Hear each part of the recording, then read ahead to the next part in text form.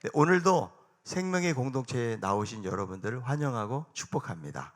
네, 여러분, 날씨가 아무리 추워도 우리가 모여야 되는 이유가 있다면 오늘 말씀을 읽은 대로 두세 사람이 모인 곳에 나도 함께 있겠다, 주님이 함께 하시겠다는 약속이 우리에게 있기 때문에 그런 것입니다. 그래서 모이는 것이 참 중요한데, 우리가 지난번에 카타르 월드컵을 할 때 16강까지 올라갔잖아요.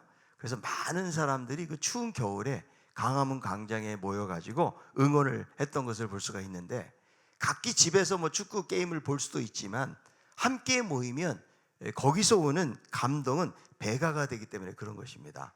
우리가 한국에서 2002년도 월드컵을 기억하실 거예요. 그렇게 수많은 사람들이 뭐 대통령 선거하는 것도 아닌데 붉은 티를 입고 운집을 해서 함께 응원을 했는데, 전 세계 어느 나라도 이렇게 모이는 나라는 한국밖에 없어요. 그래서 사람들이 이렇게 모인다는 것은 거기에 놀라운 힘이 있고 영향력을 준다는 거예요. 그래서 우리 사회에서도 무언가를 바꾸고 변화하기 위해서는 여기저기서 정치적인 목적을 가지고 시위도 하고 행진도 하는 모습을 볼 수가 있고, 사람들이 모이는 것이 얼마나 영향력이 큰지 지난 정권도 그것 때문에 바뀌지 않았습니까? 또 여러분, 국회에서 시행되어지는 새로운 법이 저지가 되거나 통과되기도 하는데 사람의 모이는 그 영향력이 크기 때문에 정치적인 입김을 불어넣기도 한다는 것이죠. 그래서 그만큼 모인다는 것은 힘이 되는 것이고 영향력을 발휘하는 거예요. 여러분, 교회도 모이는 것이 중요합니다. 교회에 왔는데 썰렁하고 사람이 없어 보세요. 그럼 전부 다 영향을 받아요. 다음 주에도 오고 싶은 마음이 없거든요. 근데 교회에 와보니까 새로운 사람들도 있고 전에 안 보이던 얼굴들도 보이고 그러면, 야, 나 혼자 집에만 있다가는 왕따 당했구나, 이런 마음이 생겨가지고 더 모임에 오고 싶어 한다는 거예요. 그래서 개별적으로 집단적으로 우리는 영향을 받는다는 거죠. 그렇다면 여러분, 우리들은 왜 모이는 것일까? 우리가 세상에 무슨 영향력을 발휘하기 위해서 이 자리에 있는 것은 아니라는 거예요. 하나님의 백성이기 때문에 하나님을 예배하고 찬양하고 하나님 앞에 영광 돌리기 위해서 우리가 모임을 갖는 것입니다. 하나님은 이스라엘 백성들을 개인적으로 불러주시지 않으셨어요. 이스라엘 백성들 전체를 출애굽시키시고 약속의 땅 가나안 땅에 들어가게 하십니다. 그리고 하나님께서 무엇을 명령하시는가 하면, 절기 때가 되면 성막에 정기적으로 사람들을 모아서 예배를 드리고 말씀을 들으라고 말씀하고 있어요. 신명기 31장 11절 12절이에요. 온 이스라엘이 내 하나님 여호와 앞 그가 택하신 곳에 모일 때에 이 율법을 낭독하여 온 이스라엘에게 듣게 할지니, 곧 백성의 남녀와 어린이와 내 성읍 안에 거류하는 타국인을 모으고 그들에게 듣고 배우고 내 하나님 여호와를 경외하며 이 율법의 모든 말씀을 지켜 행하게 하고. 그래서 하나님은 안식일이 되어도 모여서 일하지 말고 예배드려라. 절기 때가 되면 한 일주일 동안은 일하지 않으면서 그들이 성회로 모이고 하나님 앞에 제물을 드리면서 예배를 드렸던 것을 볼 수가 있거든요.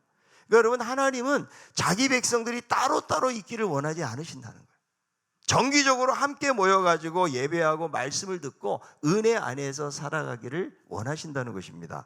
여러분, 우리가 개인적으로도 하나님을 믿을 수 있는 것 같지만, 그러나 개인적으로는 우리의 신앙이 유지되기가 어렵다는 거예요. 여러분들이 만약에 몇 달 동안 교회 안 나오고 혼자서 성경 보고 열심히 기도하고 하면서 여러분들의 신앙을 한번 유지시켜 보세요. 얼마나 우리의 신앙이 더 뜨거워질까? 우리는 여러분, 코로나를 겪으면서 교회에 잘 모이지 못하다 보니까 그 2년 사이에 많은 사람들의 신앙이 약화가 되고 세상으로 떠나고 믿음 생활 떠나고, 여러분, 이런 일들이 많이 일어났던 것을 볼 수 있지 않습니까? 그래서 이 숫이라는 것도 하나 있으면 안 타요. 같이 있어야 활활 잘 타는 것처럼, 예배도 나 혼자 드릴 때 고요하게 하나님과 만남을 가질 수 있지만, 이렇게 공동체가 함께 모일 때, 여기서 여러분 함께 찬양하고 하나님을 예배할 때 거기서 오는 감동은 이루 말할 수가 없는 것입니다. 그래서 우리는 공동체로 모여서 예배하는 거예요. 여러분, 새벽에도 왜 새벽에 나와서 교회에서 예배 기도를 해야 됩니까? 집에서도 여러분 새벽기도 얼마든지 할 수 있어요. 그러나 집에서는 소리를 못 냅니다. 누가 깰까 봐. 그리고 혼자서 일어나는 게 쉬운 일이 아니에요. 그래서 시간을 정해놓고 여러분 교회에 나와서 함께 합심해서 말씀을 듣고 기도할 때, 여러분 거기에 놀라운 힘이 생기는 거예요. 하나님이 부어주시는 은혜와 능력을 경험하게 될 줄로 믿습니다. 그래서 모이는 거예요. 여러분, 유대인들이 자신의 신앙을 유지하기 위해서 만든 게 무엇입니까? 회당이에요. 이 회당은요, 바벨론 포로 이후에 여기저기 포로로 잡혀가고 흩어졌잖아요.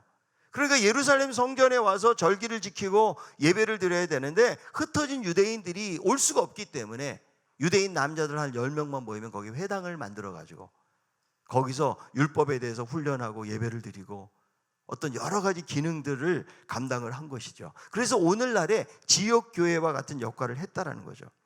예수님도 안식일이 될 때 회당에 들어가서 율법을 읽으시기도 하고 예배를 드렸거든요. 그런데 예수님께서 회당을 세우신다는 말씀을 하신 적이 없어요. 그런데 예수님 무엇을 세우신다? 교회를 세우신다는 말씀을 하시거든요. 자, 마태복음 16장 18절에요. 또 내가 내게 이르노니 너는 베드로라. 내가 이 반석 위에 내 교회를 세우리니 음부의 권세가 이기지 못하리라. 그러니까 베드로의 신앙의 고백 위에 내 교회, 누구의 교회? 바로 주님의 교회를 세우겠다고 약속하고 있는 것입니다. 여러분, 이 교회라는 말은 에클레시아라는 말이에요. 마태복음에 나오는데요. 이 말 뜻은 뭐냐면 불러냄을 받은 하나님의 백성이라는 뜻이에요. 에클레시아. 그래서 여러분, 교회는 회당과 같은 장소의 개념이 아니라는 거예요. 주님이 이 세상에 오셔서 새로운 이스라엘, 새로운 믿음의 공동체를 만든 것이 교회예요. 두세 사람이 모인 곳, 거기에 주님이 임하시겠다고 말씀해주고 있다는 거죠. 여러분, 모일 때 주님이 함께 하신다라고 약속하고 있다는 거예요. 여러분, 천국은 어디 있을까요? 어디 있을까요? 여러분의 마음이라고 말하는 분이 많이 계시는데 진짜 여러분 마음이 천국입니까?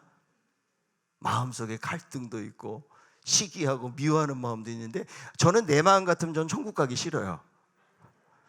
사실 여러분, 우린 천국은 어딘가 있을 어떤 공간적 개념을 많이 생각해요. 물론 성경에도 보니까 천국에 들어간다라는 표현이 있어요.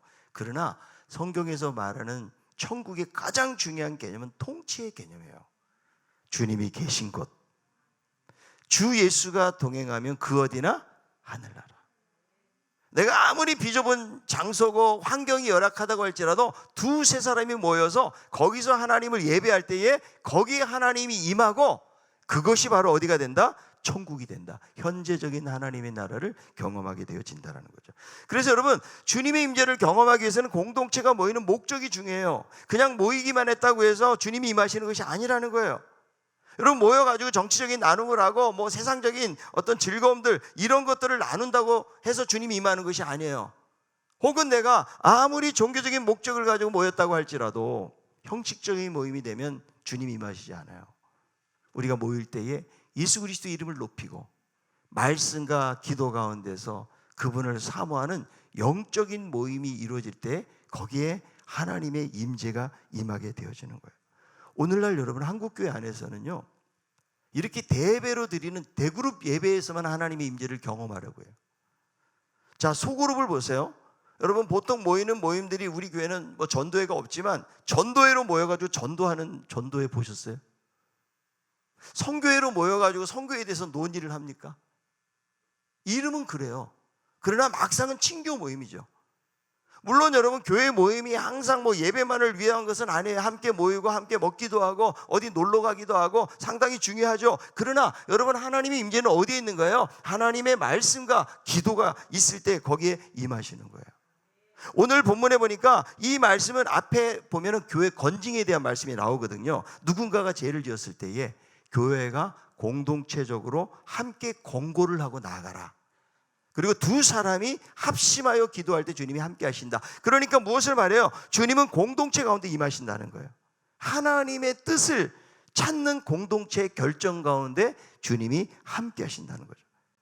아무리 사람이 많이 모여도 여러분, 성경적이지 않고 인간적인 결정을 내릴 때 하나님은 임하시지 않아요.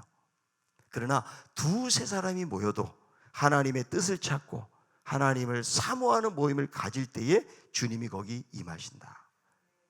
그래서 여러분, 우리 교회 안에서도 이런 영적인 모임들, 하나님의 임하심을 사모하는 그 모임들이 많아져야 돼요.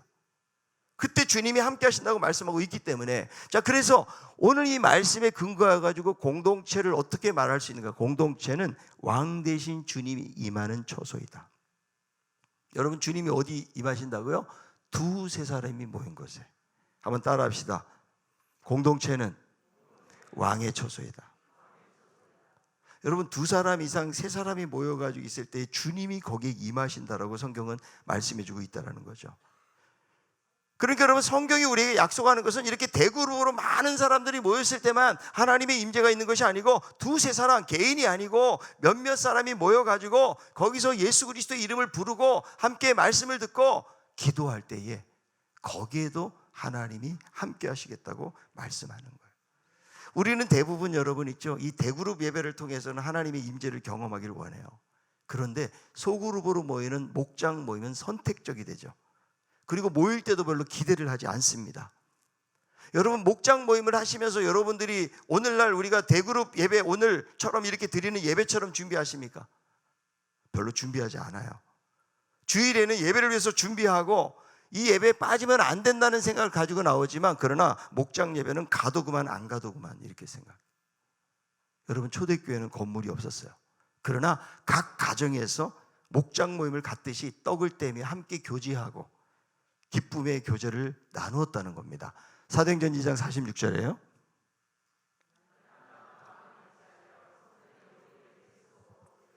떡을 떼며 기쁨과 순전한 마음으로 음식을 먹고, 그러니까 날마다 마음을 같이 해가지고 이들이 모이기를 힘썼다는 것이죠. 그래서 여러분, 우리가 이 시간에 모이는 이 대그룹의 예배는 무엇을 경험하는가 하면 하나님의 초월성을 경험하는 거예요. 이스라엘 백성들이 시내산에 하나님께서 임할 때에 모세 외에는 이스라엘 백성들, 일반 백성들은 멀리서 쳐다만 봐야만 했어요. 왜냐하면 그 영광스러운 하나님을 감히 만나뵐 수가 없기 때문에 그런 거죠. 우리가 지금 여러분 예배를 드리는 것도 하나님과 나와의 관계에서 위대하고 높으신 하나님을 경험하는 거예요. 하나님 말씀해 주세요. 내가 오늘 이 시간에 하나님을 높이고 하나님을 예배합니다. 이렇게 되는 것이죠. 그러나 여러분, 하나님은 초월적인 하나님의 모습으로만 있는 것이 아니라는 거예요.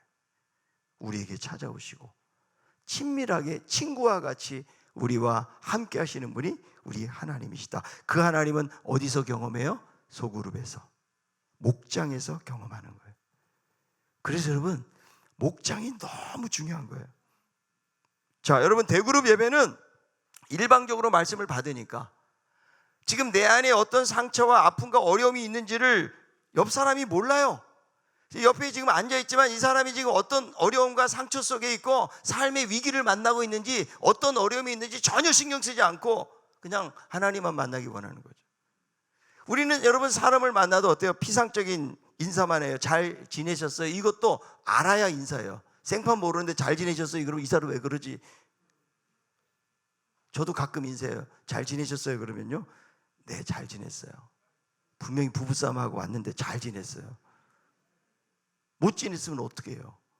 그런데 이 사람이 지금 나의 삶 속에서는 부부싸움하고 자녀가 가출을 하고 사업이 부도 위기에 맞아 있고 건강에 어려움을 당하고 이런저런 삶의 아픔과 어려움을 겪고 있지만 이것을 잘 모르고 있다는 거죠. 예배당에서는 하나님을 만나려고 하지 옆 사람의 관계를 모른다는 거죠. 그러나 목장에서 이루어지는 소그룹 예배를 통해서는 자기의 삶을 나누는 거예요. 말씀을 적용하고 우리 가운데 가까이 오셔서 위로하시는 친밀하신 주님을 만나는 것이 바로 목장 예배예요. 여러분, 초대교회는 두 날개가 있었어요. 하나는 대그룹, 하나는 소그룹이라는 날개예요. 그래서 여러분, 따로 건물이 없으니까 성전의 솔로몬 행각 같은 데 가서 모이고요, 그리고 각 가정에서 가정교회 모임을 한 거예요. 거기서 무엇을 경험했어요? 하나님의 내재성을 경험을 한 거예요. 여러분, 초대교회가 소그룹, 대그룹이라는 두 날개 구조를 갖추고 있을 때는 건강하게 성장을 했는데, 교회가 제도화되고 그러면서 교회는 생명력을 잃기 시작했어요. 기독교가 공인이 되니까 어떻게 돼요? 성당을 짓고 건물 내에 지도력과 의식이 한정되면서 교회는 대그룹으로 모였지만 그때부터 가정에서 모이는 소그룹이 사라지기 시작하면서 교회는 건강성을 잃게 되었다는 거예요. 오늘날 여러분, 전통적인 교회일수록 교회에서 대그룹 중심의 모임을 합니다. 예배가 화려해요. 많은 사람들이 모입니다. 그런데 소그룹으로 모이는 것은 너무나 형식화되어 있어요. 구역으로 모이기는 뭐예요? 그런데 거기서 모이면 꼭 대예배 형식이랑 똑같이 예배드려요. 묵창기찬 설기찬, 묵도 찬송 기도 설교, 이런 식으로. 그리고 그냥 공과 같은 거 갖고 와가지고 한번 읽어주고 끝. 찬송 하나 부르고, 그리고 식사하러 가는 거죠. 형식화되어 있다고요. 그냥 관리를 위한 조직이라고요. 여러분, 초대교회가 두 날개 구조를 가지고 있었기 때문에 건강했고, 건물은 갖추지 못했지만 유기적인 생명체로 역할을 감당을 했다는 거예요. 여러분, 초대교회가 건강하지 못했다면 엄청난 핍박과 박해를 이길 수 없었어요. 그러나 초대교회는 기초 공동체가 튼튼했기 때문에 남아있을 수 있었고, 세상에 영향력을 주는 교회가 되었다는 거예요. 오늘날 여러분, 수많은 사람들이 교회에 나오지만 주일날 한두 시간만 예배를 드리는데 앉아 있으면 보통 뭐라고 그래요? 썬데이 크리스찬이라고 그래요. 여러분, 이것으로 절대로 만족해서는 안 돼요. 우리들은 여러분, 교회에 모이는 것도 어때요? 예배 인원으로 교회 평가해요. 얼마나 모였는가. 그러나 여러분, 대그룹에 참석하는 숫자만 가지고는 교회를 건강하다고 말할 수가 없는 거예요. 여러분, 이단들처럼 잘못입니까? 이단과 같은 열정이 있나요? 이단들이 은혜 못 받는 것 같아요? 그 사람들은 교주를 섬기는 것 같고 잘못된 예배를 드리지만, 그러나 그 안에서도 엄청난 은혜를 받고 자기 재산까지 다 드린다고요.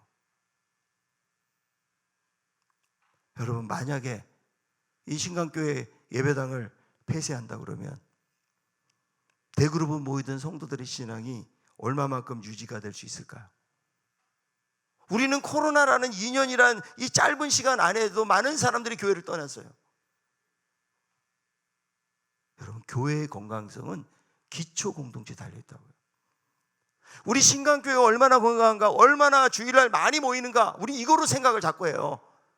그렇지 않아요. 목장이 얼마나 건강한가, 목장 속에서 역사가 일어나는가, 목장 속에서 회복이 일어나는가, 목장 안에서 삶의 나눔이 있는가, 목장 안에서 기도의 응답이 이루어지는가, 목장을 통해서 놀라운 하나님의 역사들을 경험하고 있는가. 이게 여러분, 교회의 건강도라는 거예요. 에티오피아의 메노나이트 교회는요, 1970년대까지 서구 선교사들이 5천 명의 원주민을 두고 돌아갔어요. 그런데 1982년도에 공산주의자들이 엄청나게 핍박하고 재산을 몰수하고 지도자들 투옥하고 모임을 금지해서 다 지하교로 들어갔거든요. 그런데 10년이 지나고 1992년도에 공산 정권이 무너졌는데 교회가 바깥으로 나왔는데 10년 사이에 교인들이 5만 명으로 급증을 했다는 거예요. 무엇일까요? 기초 공동체예요. 여러분, 지금 전 세계에서 기독교 인구가 가장 많은 나라가 어떤 나라일까? 우리는 영국이나 미국 생각할지 모르지만요, 중국이라는 나라예요. 선교사 추방하고 요즘 아주 교회를 핍박을 많이 합니다. 최근에 중국 정부가요. 그러나 기초 공동체가 살아있으면 여전히 계속해서 복음의 역사는 일어나게 되어 있다는 거예요. 여러분, 우리 교회가 생명의 공동체가 되기 위해서는 두세 사람이 모이는 작은 셀 공동체, 목장 교회가 회복이 돼야 돼요. 이게 회복이 안 되면 우리는 50주년을 맞이하면서 무슨 큰 행사한다고 교회가 생명의 공동체 되는 게 아니에요. 여러분들이 그 목장 공동체에 참여해가지고 함께 삶을 나누는 그런 자리로 가야 돼요. 아멘입니까? 저는 목회하면서 제일 힘든 것 중에 하나는 뭐냐면, 우리 남성 목장이 참 모이기가 너무 힘들다는 거를. 다른 목회자들도 비슷해요. 왜 이렇게 남자들은 잘 모임이 안 되는 걸까? 우리 자매들은 그래도 막 모이려고 막 하는데 우리 남자들은 시간이 없는 걸까?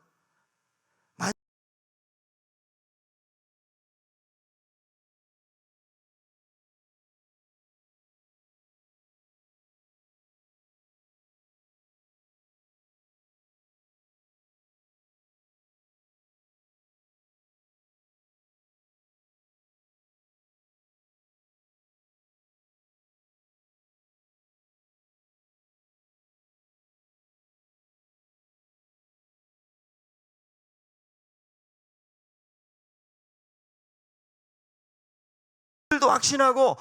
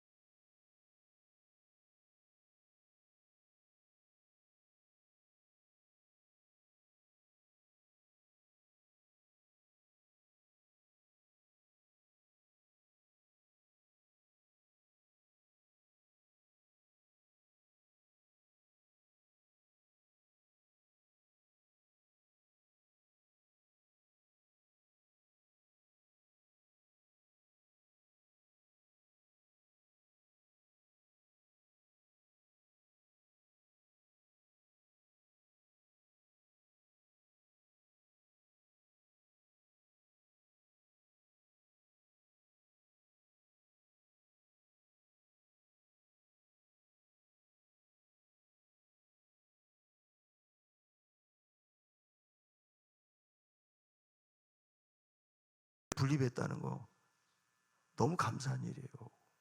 우리 힘을 빼는 거예요.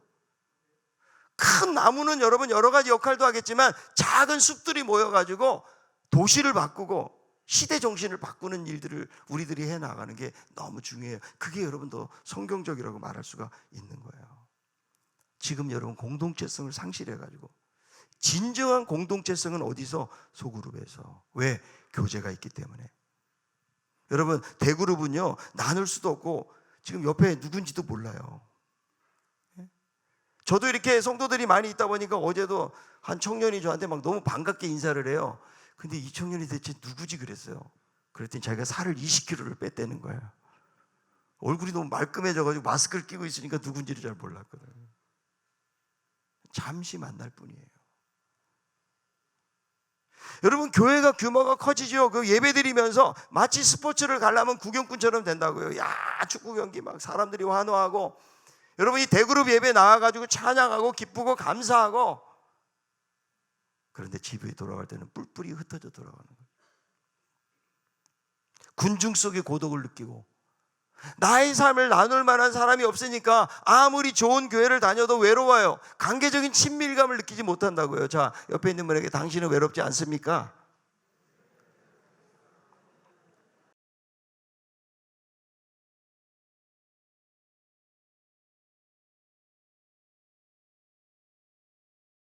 이건 소외라고요. 신강교회도 서로 잘 몰라요. 자, 옆에 있는 분 다시 한번, 우리 가족이 몇 명인지 아십니까? 아세요, 여러분? 오늘날의 시대 핵가족 시대잖아요. 그래서 여러분 북한에서 제일 무서워하는 게 핵가족이라고 그러잖아요. 핵가족. 사람을 그리워하고 군중 속의 고독을 경험하는 시대예요. 여러분 최근 도심에서 제가 그런 말 하잖아요. 홀로 사는 가정이 40%라고요. 이제 절반 정도가 이제는 혼자 밥 먹고 혼자 영화 보고 혼자 술 먹고, 친구가 그립다고요. 여러분 우리 주변에도 독거노인들이 얼마나 많은지 몰라요. 혼자서 명절에도 찾아오지도 않아요. 아무리 과학이 발달돼도 외로움을 벗을 수가 없어요. 요즘 여러분 말 한마디도 안 해도요, 집에서만 있어도요 모든 게 다 돼요. 은행 갈 필요도 없죠. 홈쇼핑 요즘 뭐 배달하면 그냥 그 다음날 새벽같이 늑달같이 오는 그런 배달도 있죠. 집에서 여러분 대화하십니까? 가족들도 대화가 없어요. 대화를 못하니까 불만이 쌓이고 진정한 사랑을 공유하지 못하게 되는 거죠. 여러분 친밀한 사랑은 어디서 오는 걸까요? 여러분 세상은 이익 집단이에요. 그래서 이 외적으로 평가하고 판단하고 자기 이익과 결부가 되어 교제를 하는 거예요. 그러나 교회는 두세 사람이 만나는데 무슨 조건으로 만나는 게 아니라고요. 이 사람이 넓은 집 살아서 만나고 많이 배워서 만나고 많이 가지고 있어서 만나는 게 아니잖아요. 하나님 말씀 안에서 서로 기도하고 함께 교제할 때 거기서 하나님의 임재를 경험하게 된다는 거예요. 우리는 여러분 세상에서 만나는 그런 만남하고 달라요. 자, 로마서 12장 5절이에요. 이와 같이 우리 많은 사람이 그리스도 안에서 한 몸이 되어 서로 지체가 되었느냐.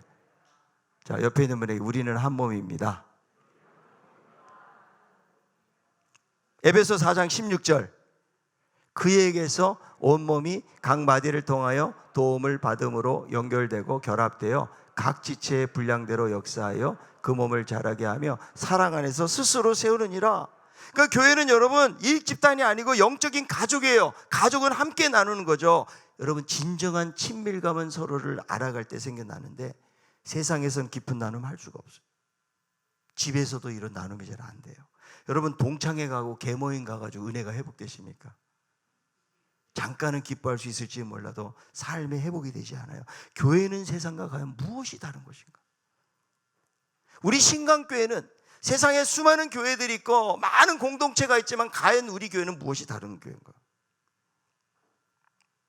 세상과 대조되는 진정한 대한 공동체, 이게 생명의 공동체예요.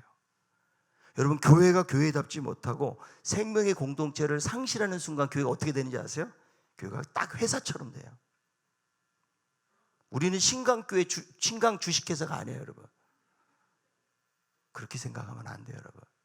우리는 가족이기 때문에.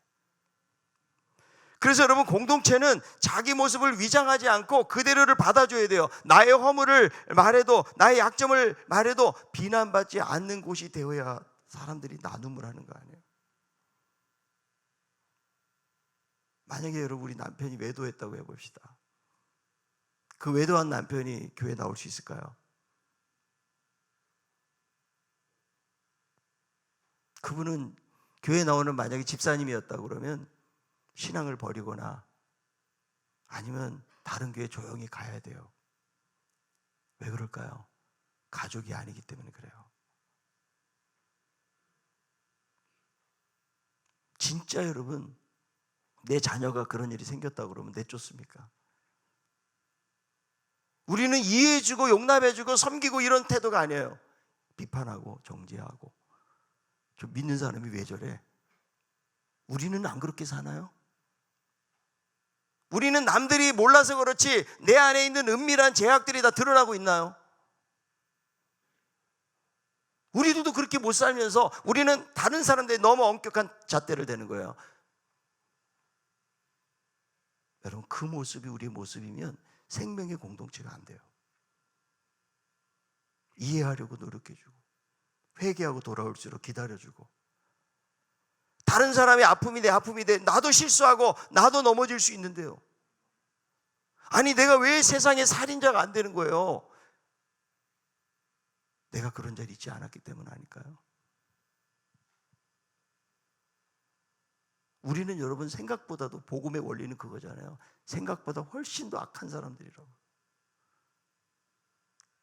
내 자신에게는 간용을 베풀면서 다른 사람에게 너무 엄격한 잣대를 대니까, 그러니까 공동체가 황폐하고 메마르고 마치 세상의 무슨 조직처럼 되는 거예요. 가족이 아닌 거예요, 그거는 여러분. 가족은 부족해도 받아주는 거예요. 기다려주는 거 아니에요, 여러분. 야, 너 이렇게 잘못했으니까 너 이제부터 우리 집 들어오지 마. 이런 부모 있어요? 기다려주고 이 아이가 다시 한번 돌아오기를 받아주려는 게 부모 마음 아니에요. 저는 하나님 아버지의 마음이 그렇다고 생각해요. 우리는 너무 피상적인 교제를 하고 있는 거예요. 우리는 교회 공동체라고 이야기하면서 그리스도의 사랑을 이야기하면서도 우리는 서로 알력이 있고 갈등하고 서로가 마음이 하나 되지 못해. 여러분, 사람들이 교회 오면요, 집에 빨리 가고 싶어요. 여러분, 집에 지금 빨리 가고 싶죠? 예배가 길어지면 힘들어합니다. 왜 그럴까요? 편하니까. 저는 우리 공동체가 집처럼 편해져야 된다고 생각해요. 여러분, 교회가 오고 싶습니까? 좀 오세요. 저 카페 비싼 데 가서 사 먹지 말고 우리 카페 오세요. 어린이 쉼터에서 아이들도 놀리고. 아니, 왜 그냥 전 내버려 두는지 모르겠어요. 그런데 여러분, 자리가 불편하고 힘들면 가려고 하잖아요. 그런데 우리 교회 공동체가 허물을 덮어주고 사랑으로 아끼고 보듬어주면 그 자리에 머물러 있고 싶어 한다고요. 그래서 어떤 이야기라도 나눌 수 있어야 돼요. 왜 여러분, 목장에 와서 사람들이 이야기 안 할까요?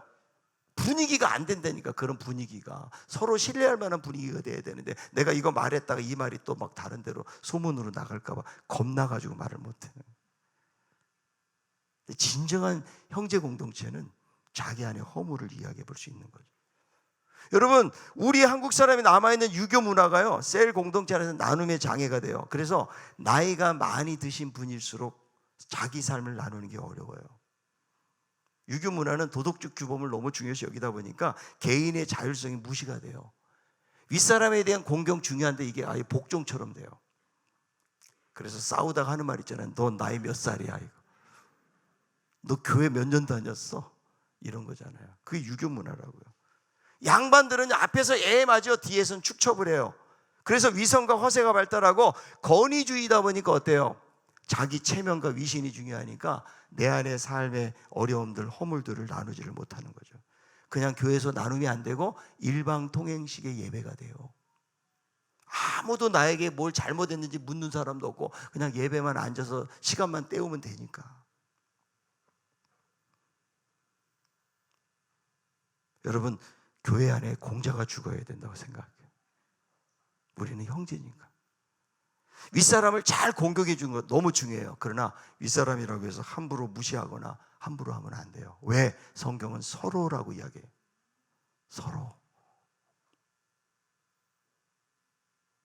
서로 도와주고 섬기고 격려해주고 높여줘라. 왜? 우리는 그리스도의 몸이고 영원한 가족이기 때문에. 여러분, 하나님이 이런 공동체를 원하시는 거예요. 저는 이런 생명의 공동체가 되었으면 좋겠어요. 그래서 우리가 목장 나눔을 할 때에 자신의 죄와 허물을 나눌 수 있어야 돼요. 여러분, 큐틴 보세요. 간증들 보세요. 별의별 이야기 다 나옵니다. 자기 실명 걸고, 아니 그 사람들이 미쳤어요. 자기 허물을 이야기하게요. 그러나 자기의 허물을 이야기하면서 그리스도의 빛이 그들에게 임하는 거예요. 어둠 속에 빛이 임해야 돼요, 여러분. 내가 혼자 은밀하게 숨기고 있죠. 절대 해결이 안 됩니다. 야고보서는 너의 죄를 서로 고백하라고 그랬는데, 아니 왜 내 죄를 다른 사람이 고백을 해? 하나님께 고백하면 되죠. 그런데 여러분, 하나님께만 고백해 보세요. 또 죄를 져요. 왜? 하나님만 아니까. 그러나 나의 약점과 나의 실수와 죄와 부족함을 알고 있는 공동체가 있다 그러면 우리는 자기 자신을 스스로 제어하고 잘 살아보려고 하는 마음이 있는 거예요. 사람에게. 의인의 강구는 역사는 힘이 크다고 그랬기 때문에 제가 이걸 잘 못 끊습니다. 이런 악한 습관이 좀 끊어지기 위해서 저를 위해서 기도해 주세요. 여러분, 의인의 강구는 역사함이 크다고 그랬죠. 병든 자가 있느냐? 서로 숨기지 말고 기도하라고 그랬어요. 그러니까 여러분, 병든 것도 나 혼자 숨기지 마세요. 이거를 공동체에 나눠서 기도할 때 거기에 하나님의 기름 부음과 역사가 있는 거예요. 여러분, 나눌 때 거기서 놀라운 은혜가 생기는 거예요. 여러분, 솔직하게 자기 자신을 내어놓는 진정한 사귐이 될 때 그리스도의 피가 우리를 깨끗게 하시는 거예요. 우리 온몸에 지체잖아요. 그리스도의 지체. 피가 통하지 않으면 썩어요. 그 살은요. 그래서 어둠 속에 하나님의 빛이 임해야 돼요. 그 빛은 어떻게 해야 돼요? 나의 문제와 나의 실수와 나의 아픔을 가지고 나아가야 돼. 하나님 앞에, 공동체 앞에 나아가야 돼요. 고백하면서 제가 이렇게 부족합니다. 저를 위해서 기도해 주세요. 그럴 때에 어두움을 벗어나는 거예요. 그래서 여러분, 하나님이 기뻐하시는 거룩한 셀 공동체가 됐으면 좋겠어요. 그래서 올해 여러분들이 지금 언제 셀이 열리나 너무 기대하고 계시는 분이 많을 줄 아는데, 여러분, 성경, 우리가 공동체 성경 읽기에 이렇게 많은 분들이 참여하듯이 이번에 정말 셀 공동체를 기다리면서 함께 할 때에 역사가 일어나고, 특별히 우리 남성들이 모임이 활성화되어서 우리 신강교회가 생명의 공동체가 될 줄로 믿습니다. 마지막 때에 모이기를 패하는 사람들의 습관 쫓아가지 말고 날마다 모이기를 힘쓰고, 우리가 서로 교제를 하되 그냥 피상적 교제가 아니고 진정한 교제와 나눔이 있는, 예수 그리스도 앞에 내 자신을 내려놓고 나의 연약함을 고백하면서, 여러분 고백해 보세요. 그러면 다른 사람도 나랑 다 비슷한 문제를 가지고 있는 경우가 많이 있어요. 그리고 누가 고백하면 절대 비난하지 마세요. 우리들도 비난받을 만한 일들이 한두 가지가 아니에요. 그러나 그 사람의 연약함으로 서로 신뢰할 만한 공동체를 만들어서 그 사람에서 기도하고 상호 책임의 역할을 감당할 때에 그 공동체는 생명의 공동체가 되리라고 저는 믿습니다. 여러분, 대그룹으로 내가 10년, 20년 예배 드려도 나눌 사람 없다고 그랬잖아요. 올해는 꼭 여러분들이 진정으로 진솔한 나눔을 할 수 있는 목장 공동체에 참여를 하세요. 그래서 영적인 모임들이 이루어질 때에 초월적인 하나님뿐만 아니라 우리의 삶 속에 다가오셔서 우리의 연약함 만지시고 우리를 새롭게 하시는 주님의 놀라운 은혜를 경험하는 우리 모든 성도들이 다 될 수 있기를 바랍니다.